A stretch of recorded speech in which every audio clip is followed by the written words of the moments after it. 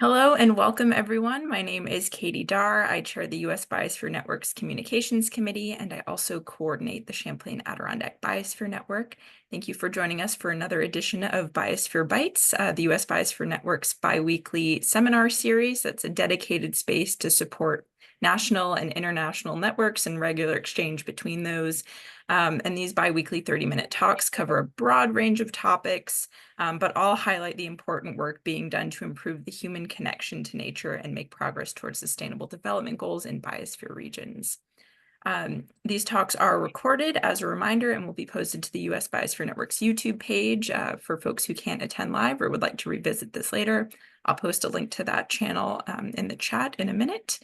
Usual Zoom housekeeping, please keep yourself on mute if you are not presenting or asking a question during the Q&A. During the presentation, feel free to put any questions in the chat and we can make sure we get to those first during the question and answer period.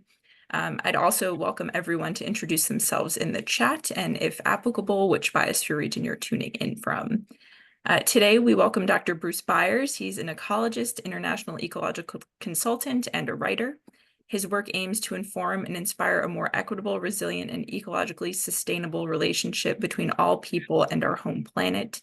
He has more than 35 years of experience in more than 40 countries, and his consulting work has taken him to 35 UNESCO Biosphere Reserves in 17 countries. So he really brings a comparative global perspective to his research in U.S. biosphere regions. And I will turn it over to Bruce to share some lessons from Cascade Head, Golden Gate, and the Channel Islands biosphere regions. Bruce, take it away. Okay, thank you, Katie, and hello, everyone. I don't want to get distracted to see how many people are there or to see your faces right at the moment. I'll just leave the screen sharing up there, but thanks for the introduction and to the U.S. Biosphere Network for the chance to give you a bit of a biosphere bite today. I first want to give you a little bit more background information just to set the context for some of the things I will say later. My post-PhD career has included about a dozen years teaching at the University of Colorado in Boulder as an academic ecologist, basically, and doing research there. And then I moved to the Washington, D.C. area to become an independent ecological consultant, and have been doing that based here in Falls Church, Virginia, for about 30 years, I guess. Some of that work has been, let's see, domestic, but a lot of it has been international. And I have worked in more than 40 countries. And of course, that's been a wonderful experience. My goal has always been to try to promote a more ecologically sustainable and equitable and resilient relationship between people and our planet. And so that is something that is sometimes called sustainable development or ecologically sustainable development. You're probably familiar with the UNESCO MAB website's definition or description of biosphere reserves as learning places for sustainable development and sites for testing interdisciplinary approaches to understanding and managing changes and interactions between social and ecological systems. My translation of that has often been that they are laboratories and potential models for understanding and improving the human-nature relationship within each of Earth's diverse ecological regions.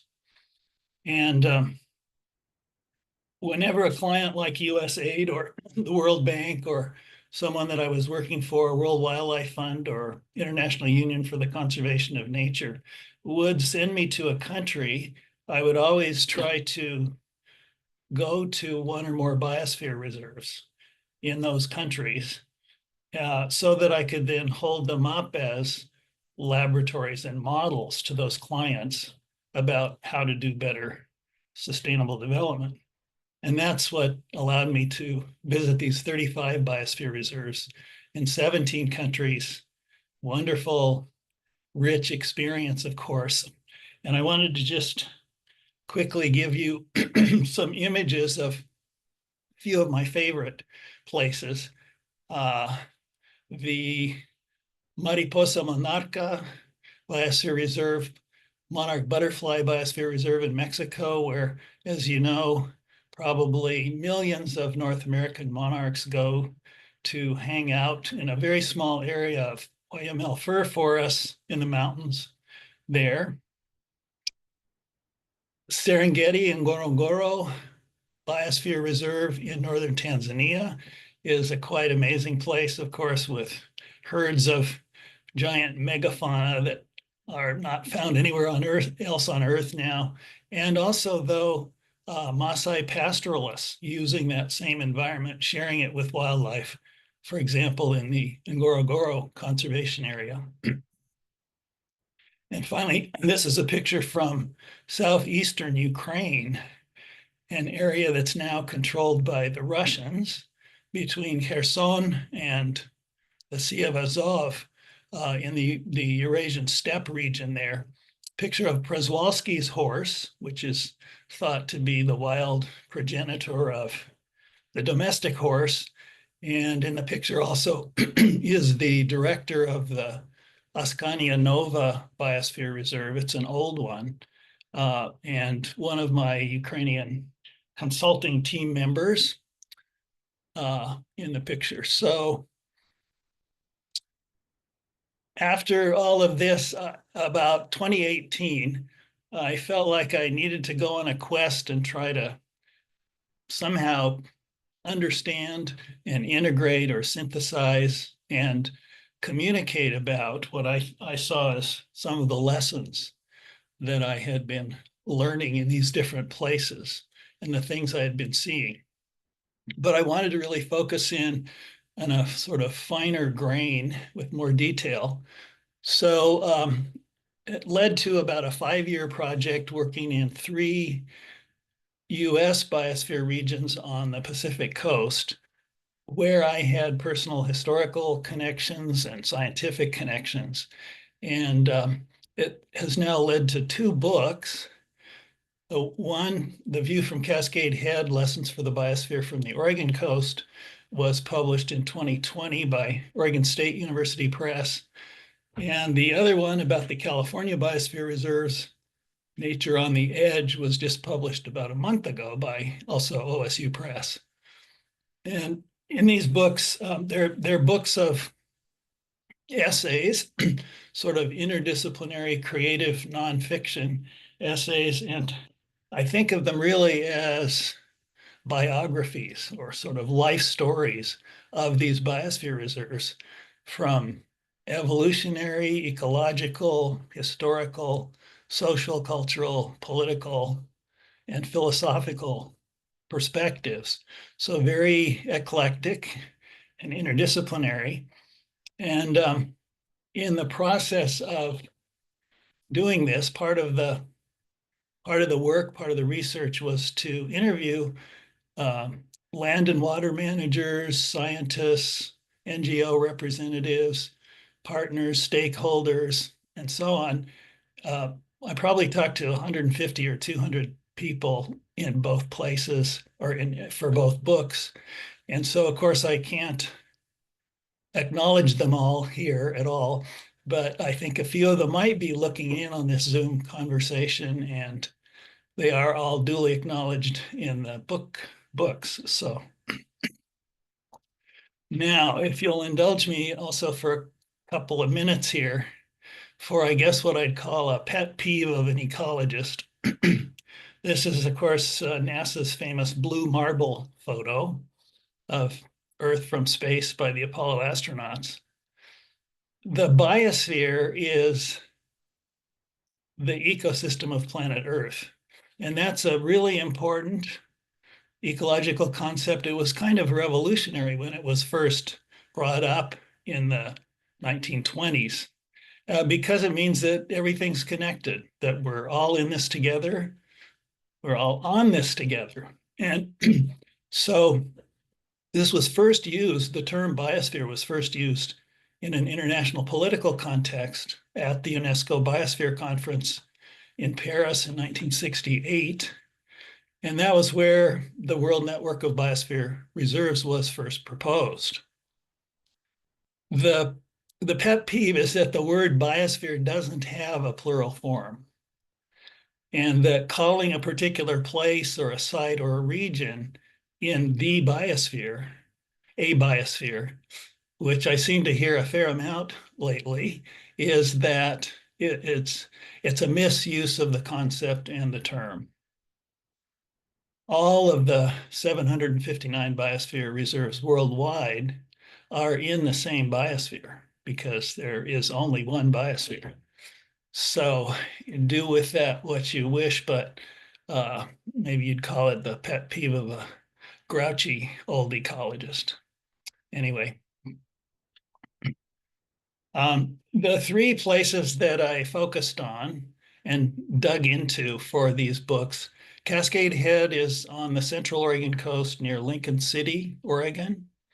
Golden Gate is centered on San Francisco Bay in California, and the Channel Islands is in what's called the California Bight, west of Los Angeles and Santa Barbara. Cascade Head Biosphere Region is an amazing and beautiful place, relatively small biosphere region. And it's one of its fortes is that there has been a lot of salt marsh restoration in the Salmon River estuary, which it turned out allowed a couple of species of Pacific salmon to begin using the estuary in a way that ecologists had not understood before. So it shows a really interesting positive feedback between restoration and research, sort of a cycle of those.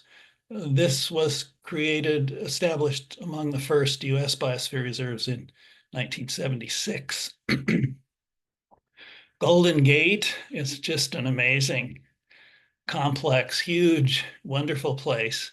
Gigantic biosphere region, 8 million people roughly living in the Bay Area, so very populous, and just amazing biodiversity, cultural diversity, uh, human nature relationship, complexity, and diversity.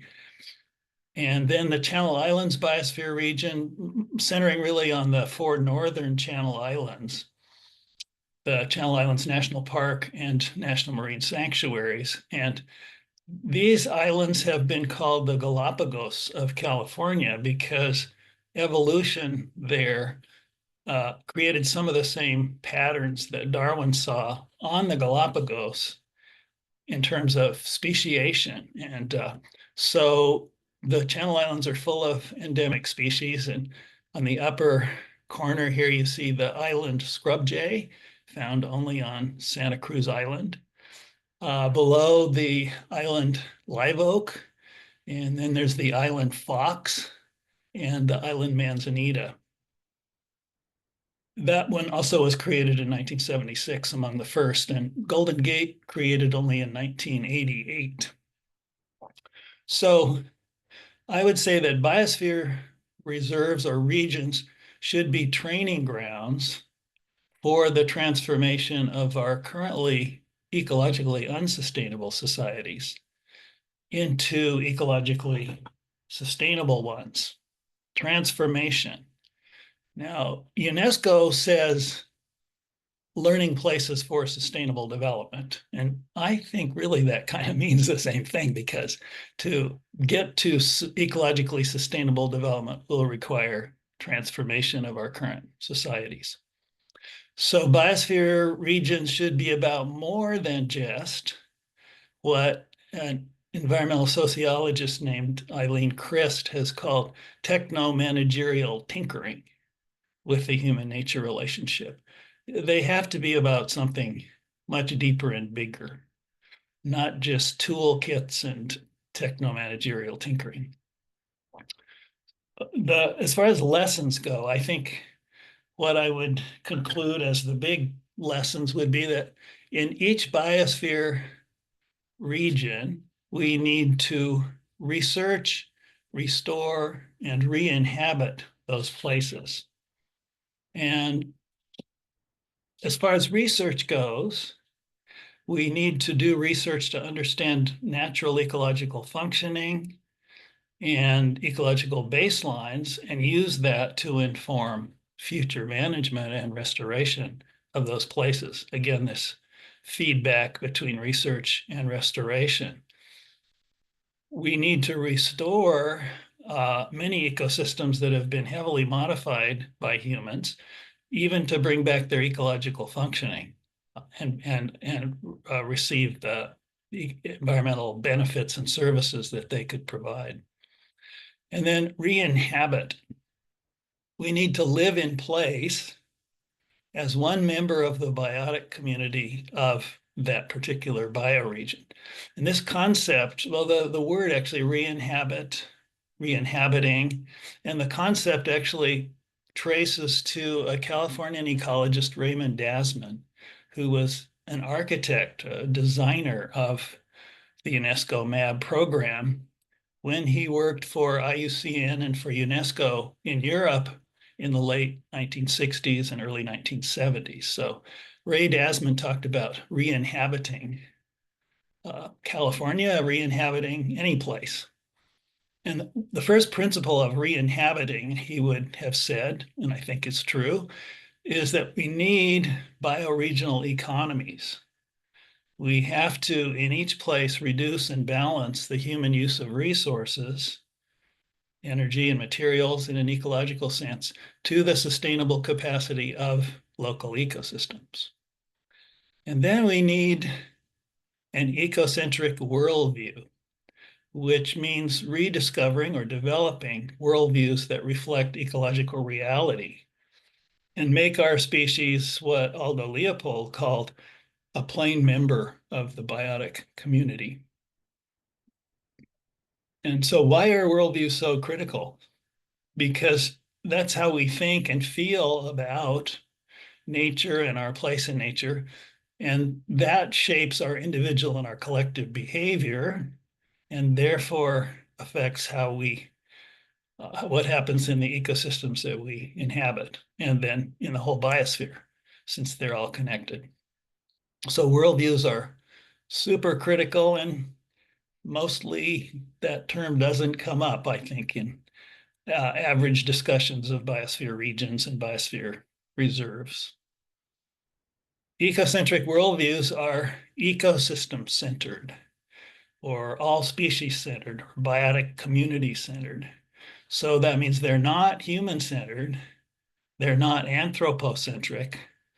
And in fact, then to use another phrase from Eileen Christ, they're opposed to ecocentric worldviews, oppose human supremacism. So this is something to work on. Where could we get ecocentric worldviews? Well, indigenous peoples around the world have basically had ecocentric worldviews, certainly true in North American indigenous groups.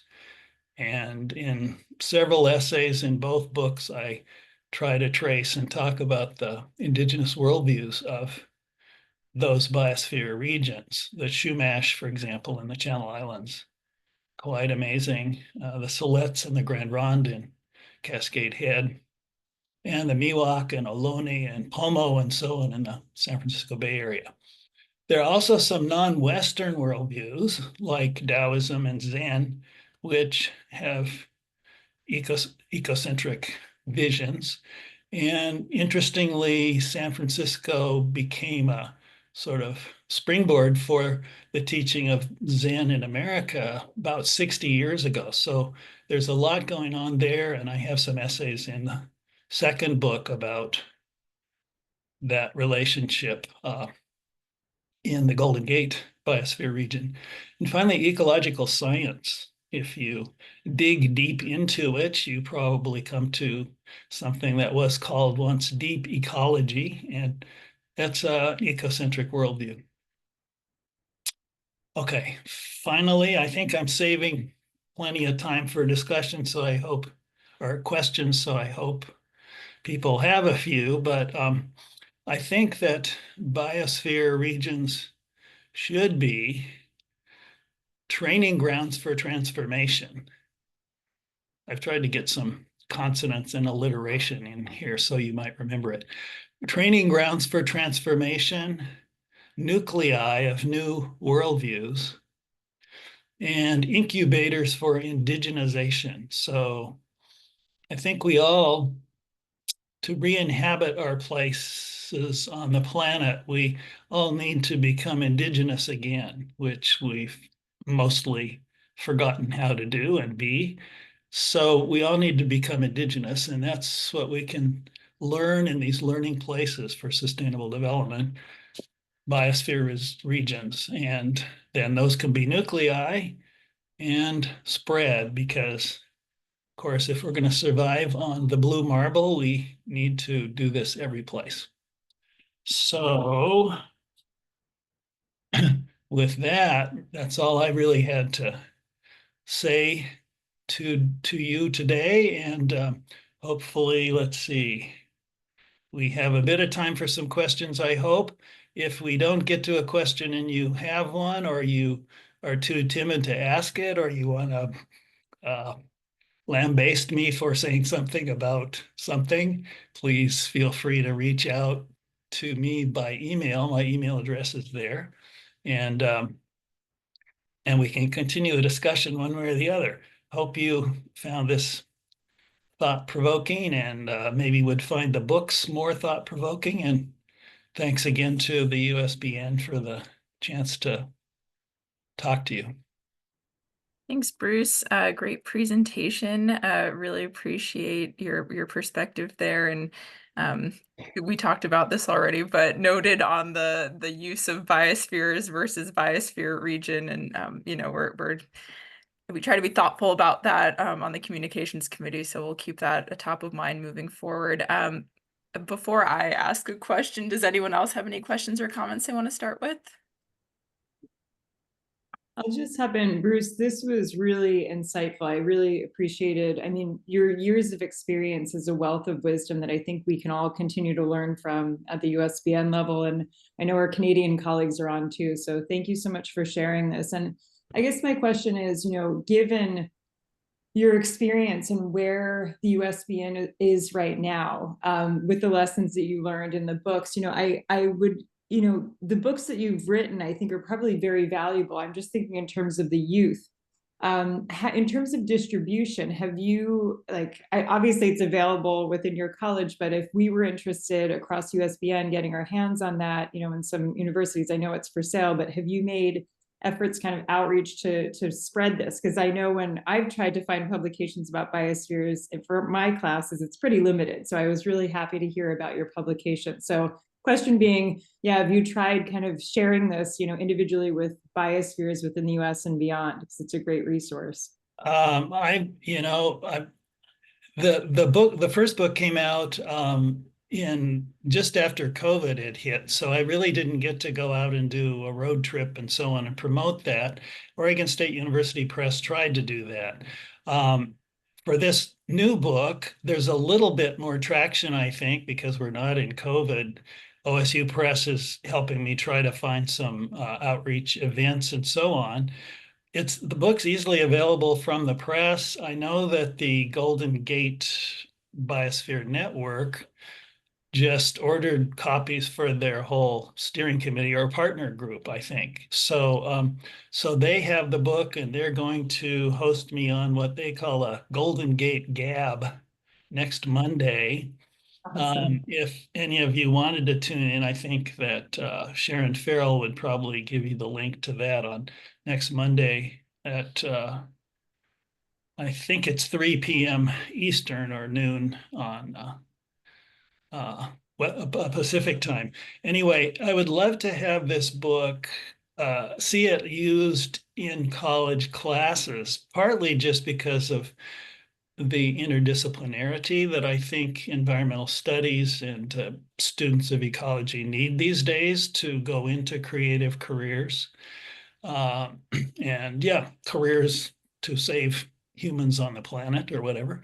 So I'd love to see that used in college classes, and anything that you or USBN or any of you listening in want to do to help spread the word, fine. I'm now just pondering where my next biography of a bioregion should be. So there's so many in the US that it would be fun to go to a lot of them, but it's quite a lot of work to dig in and talk to so many people and find out what's going on there. It's great, Bruce. I'll follow up with you on email because I know of some curriculum that's actually being taught on the East Coast about biospheres. And as I mentioned, we've been looking for books to tap into. So I'll follow up with you via email. I don't want to take up the time here, but thanks again for the great presentation and your wisdom and all the places you've traveled, all the biospheres you've traveled. It was great. Thanks, Kelly. Hi, Bruce. Hey. I enjoyed the talk and thank you for that. There are two things that somehow we have to cope with in all of this. Also, I wanted to say I'm glad you brought in the indigenous perspective because I think that is a very important message to get across in terms of the worldview concept. The problem that I see, and I'm wondering if you've pondered this and what you've come up with, is twofold. One is the continuing growth of the human population globally, and the other is the pressure of capitalism to always be making more stuff and selling more stuff and not worrying about the side effects of making more stuff and selling more stuff. So, those areas to explore in terms of how do we cope with those and still sell the worldview approach. Yeah, John, I have thanks. John too was one of my key informants as far as understanding some of the history of the U.S. Biosphere program. And anyway, I have an essay in the second book called Re-inhabiting Our Place on the Planet, which is basically my sense of what the ecological prescription is for where we need to go.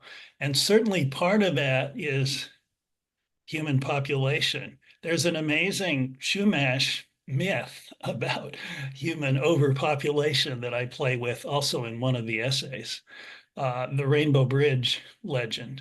But yeah, human population growth and affluence are the two things that, I don't think we have enough green technology to overcome those things. So read that next to the last essay in the California book, and then my sort of hopelessly hopeful final chapter, and let's continue the discussion.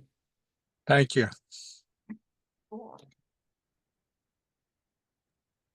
Any other questions for Bruce? I'll challenge Kate if she's listening and not eating lunch or something, to bring in the Canadian First Nations perspective on what we heard from Bruce, if she's available to do that.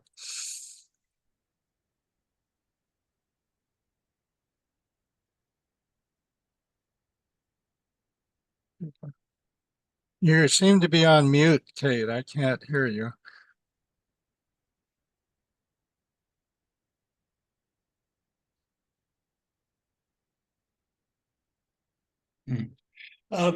When I was working at Cascade Head, I actually had a chance to go up to British Columbia to Vancouver Island and visit both Clayoquot Sound and Mount Arrowsmith biosphere regions there.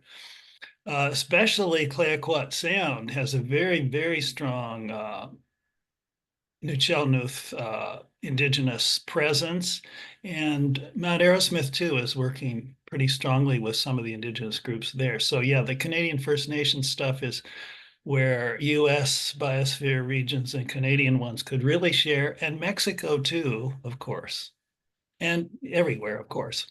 Yep.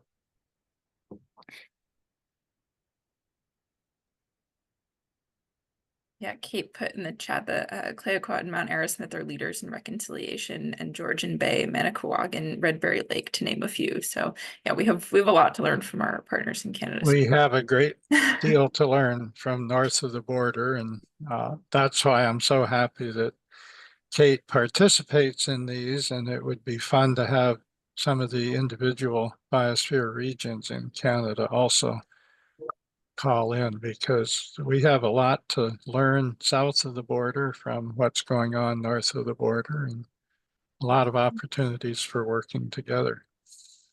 Yeah, definitely. All right, we are at 12:30. So I want to thank Bruce again for his great presentation. And Bruce, Kelly, and I will be in touch about some folks within Cabin who might be interested in getting your books into their curriculum. And also, open invitation for Cabin as a focus area for your next exploration. We'd love to have you up in our neck of the woods. But thanks everyone for joining. Join us again in 2 weeks. We'll be hearing from the US Biosphere Network's Youth Board. Have a great day. Thank you. Thanks.